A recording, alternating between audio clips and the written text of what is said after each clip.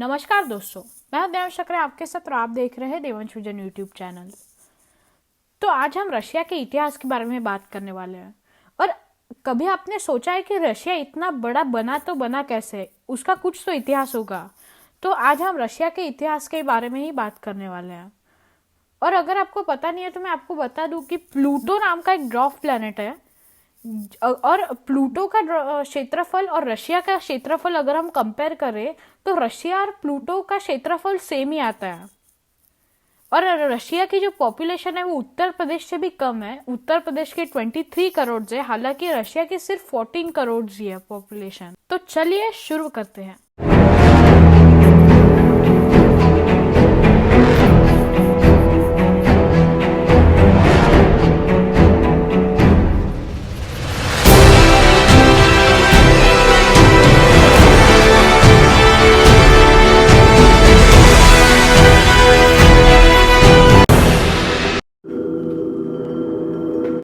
Russia का इतिहास Slav जाति से चालू होता है और स्लाव जाति 3 भागों में बट गई थी, ईस्ट स्लैव्स, वेस्ट स्लैव्स एंड साउथ स्लैव्स। तो स्लाव जाति में से रशिया का इतिहास चालू होता है ईस्ट स्लाव से।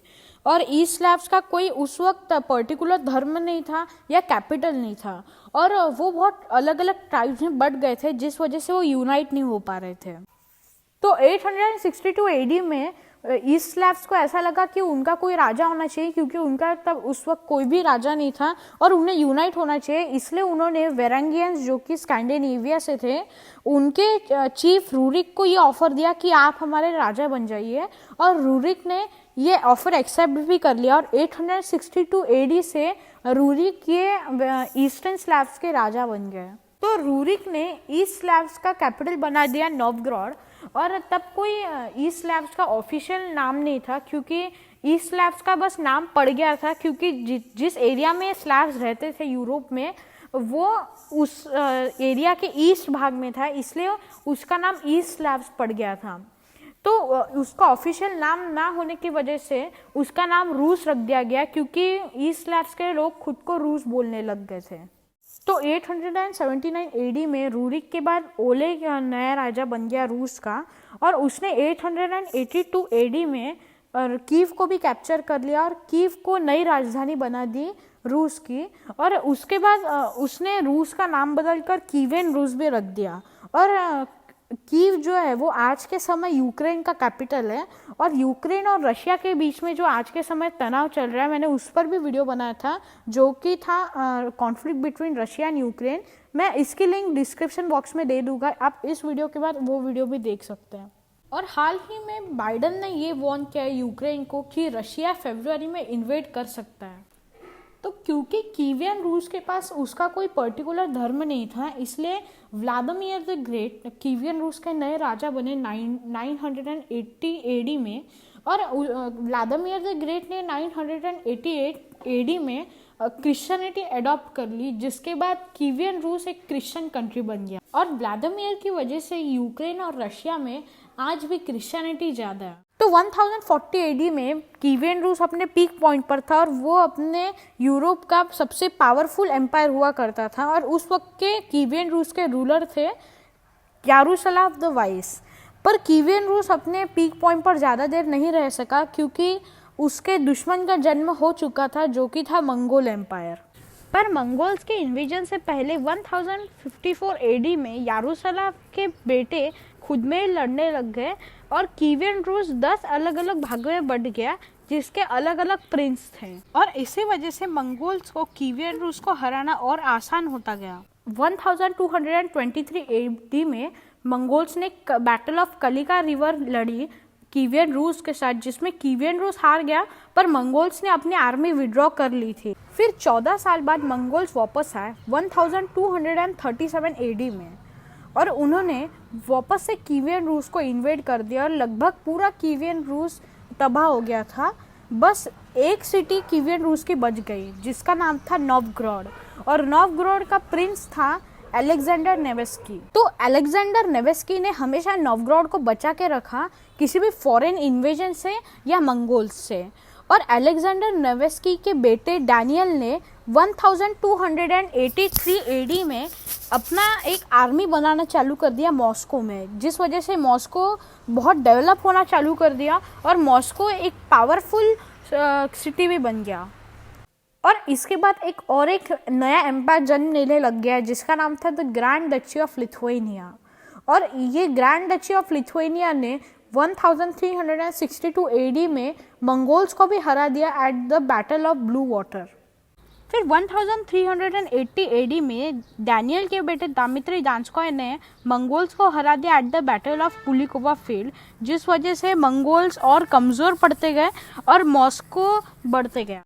फिर 1547 एडी में आइवन द फोर्थ ये रशिया का पहला ज़ार बन गया और मॉस्को एम्पायर का नाम रशिया कर दिया गया। और ज़ार मतलब रशिया का कोई एम्परर या किंग होता है। फिर आइवन 4 के बाद फेडरर 1 रशिया का नया ज़ार बना जो कि आइवन 4 का बेटा था 1584 एडी में। और फेडरर 1 की मौत 1598 एडी में हुई और उसके पास अपना कोई बेटा नहीं था, इसलिए रूरिक की डायनेस्टी ख़त्म हो गई 1598 एडी से। तो रूरिक डायनेस्टी इसलिए ख़त्म हो गई थी क्योंकि वेरेंगियंस का जो चीफ था रूरिक, उसके ही परिवार से था फेडरर 1 और फेडरर 1 का कोई बेटा ना होने की वजह से रूरिक की पीढ़ी ख़त्म हो गई। फिर फेडरर 1 के बाद बोरिस गोडनोव रशिया का नया ज़ार बना जो कि आइवन का एडवाइज़र था। फिर 1598 एडी में रशिया में टाइम ऑफ ट्रबल चालू हुआ जिस वजह से नोवगोरोड, मॉस्को, स्मोलेंस्क ये तीनों रशियन सिटीज़ इन्वेड कर ली गई फॉरेन ट्रूप्स के द्वारा। रशिया में प्लेग भी फैलने लग गया और फैमिन भी हो रहा था उस वक्त रशिया में, जिस वजह से रशिया बस एक्सटेंट होने की कगार पर था पर बच गया। तो 1613 एडी में एक 16 वर्षीय लड़का जिसका नाम था मिखाइल रोमानोव, उसको रशिया का as a next tsar select कर लिया गया, जिसके बाद रोमानोव डायनेस्टी चालू हो गई। तो 1689 एडी में जब पीटर 1 17 साल के हुए तब वो रशिया के नए ज़ार बन गए और वो रशिया के पहले ऐसे ज़ार थे जो कि रशिया के बाहर कभी गए हैं एक्सप्लोर करने के लिए। तो पीटर 1 यूरोप में गए, वहाँ का कल्चर, वहाँ का एजुकेशन, वहाँ का टेक्नोलॉजी और साइंस सीखने के लिए। तो पीटर 1 को बहुत आश्चर्य हुआ ये देखकर कि रशिया बहुत ही ज़्यादा पीछे है, यूरोप सब में अच्छा है, शिप बिल्डिंग हो, एजुकेशन हो, कल्चर हो, यूरोप सब में अच्छा है और रशिया बहुत ही पिछड़ा हुआ है। तो जब पीटर 1 रशिया में वापस लौटे तो वो चाहते थे कि रशिया भी यूरोप जैसा बन जाए। तो उन्होंने बस अपने रशियन सिटीजन्स पर यूरोप का कल्चर थोपना चालू कर दिया, जैसे कि यूरोप में उस वक्त दाढ़ी नहीं रखी जाती थी पर रशिया में रखी जाती थी, इसलिए पीटर 1 ने टैक्स लगाना चालू कर दिया जो भी लोग दाढ़ी रखते हैं। पर जो भी हो, पीटर 1 ने रशिया में बहुत डेवलपमेंट की, चाहे वो साइंस के फील्ड हो या टेक्नोलॉजी की। 1703 में पीटर 1 ने रशिया का नया कैपिटल बनाना चालू कर दिया जिसका नाम उसने खुद पर रखा था जो कि था सेंट पीटर्सबर्ग। और 1712 में उसका कंस्ट्रक्शन पूरा हो गया था और रशिया का नया कैपिटल था सेंट पीटर्सबर्ग। और सेंट पीटर्सबर्ग का नाम पेट्रोग्राड भी कर दिया था जब वर्ल्ड वॉर 2 चल रही थी, क्योंकि रशिया और जर्मनी के बीच में दुश्मनी होने के कारण सेंट पीटर्सबर्ग एक जर्मन नाम लगता था। तो पीटर 1 के मृत्यु के 4 साल पहले पीटर 1 का नाम रख दिया गया पीटर द ग्रेट। तो 30 मार्च 1867 में रशिया ने अलास्का को बेच दिया अमेरिका को सिर्फ $7.2 मिलियन में। तो अभी ये सवाल ये आता है कि रशिया ने आखिर क्यों अलास्का को बेचा अमेरिका को सिर्फ $7.2 मिलियन में, क्योंकि अलास्का में गोल्ड, पेट्रोलियम, नेचुरल गैस, ये सब नेचुरल रिसोर्सेज पाए जाते हैं।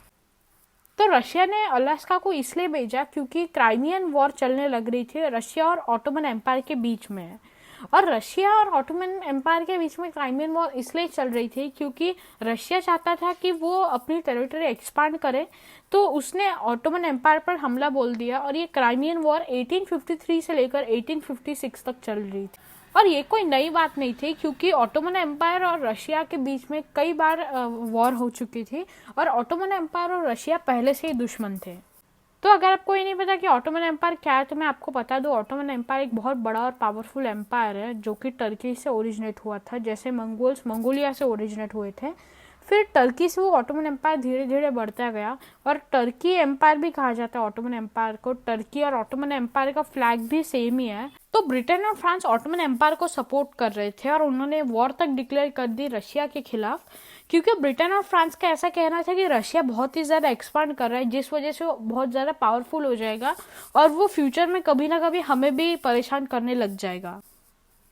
तो ऑटोमन एम्पायर, ब्रिटेन और फ्रांस ने, इन तीनों ने मिलकर रशिया को हरा दिया और ब्रिटेन और फ्रांस की नेवी ने रशिया के कैपिटल सेंट पीटर्सबर्ग को बैल्टिक सी में ब्लॉक भी कर दिया, जिस वजह से उन तीनों ने रशिया पर प्रेशर डाला एक ट्रीटी साइन करने के लिए, जिसमें ब्रिटेन, फ्रांस और ऑटोमन एम्पायर का कहना था कि वो और साउथ में एक्सपांड नहीं करेगा।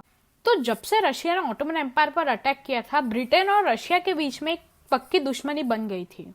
तो 1865 में रशिया इस हद तक बढ़ गया था कि ब्रिटिश इंडिया और रशिया के बीच में बस एक ही जमीन बची थी, जिसका नाम था अफगानिस्तान।